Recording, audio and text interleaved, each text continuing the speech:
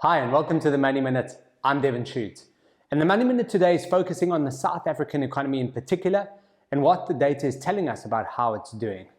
Firstly, inflation, which listeners will well know is a massive focal point for markets globally right now.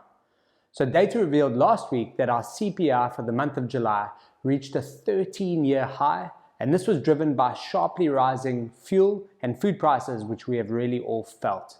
Now this figure came in at 7.8%, but it was actually broadly expected by economists.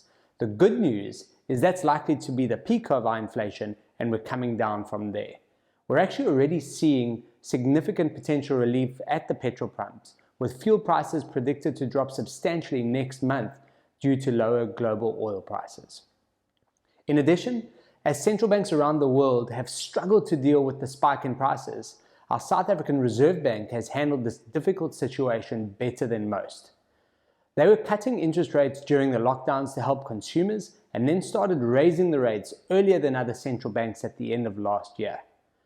Now this proved to be a prescient move as inflation started rising rapidly with the onset of the Ukraine crisis in the first half of this year.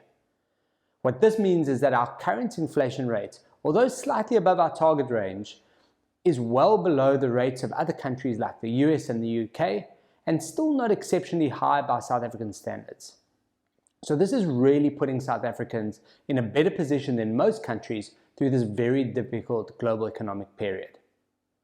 In other news, Stats SA released our unemployment figures last week, and while the number of people in our country who are not employed is still at crisis levels, it was pleasing to see that over 500,000 net people found a job in the last quarter.